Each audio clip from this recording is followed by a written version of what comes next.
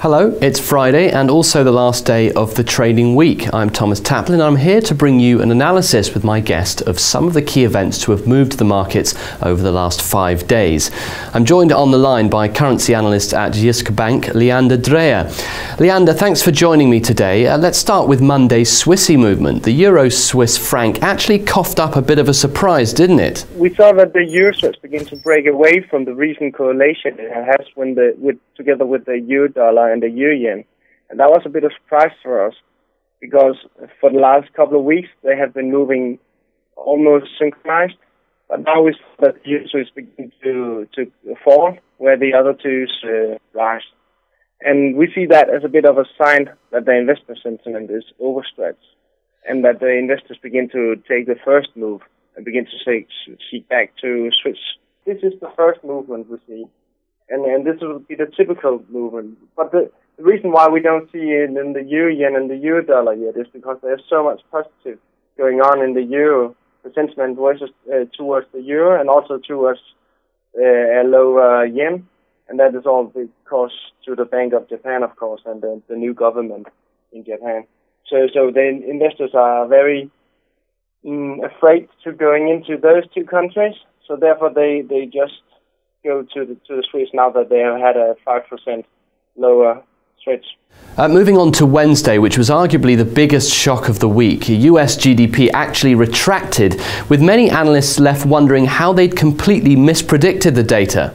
Minus 0.1 versus plus 1.1, which was expected. That is a shock, because that was the first time since the second quarter of 2009, and we all remember what happened there.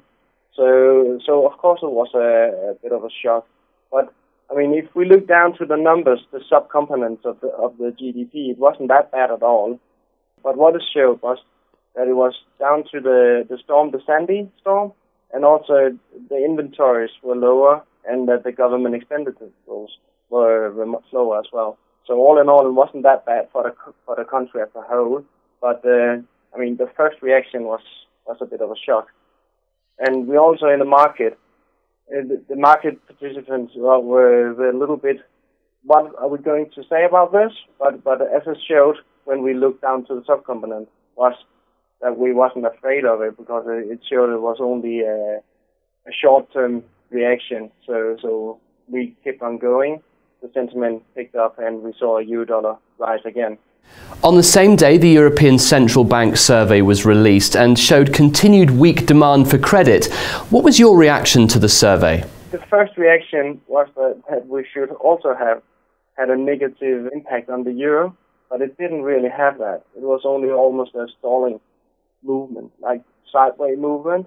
And what happened that day also was that the euro-dollar broke the 135 handle, and that made a stop-loss hunting reach for the 136.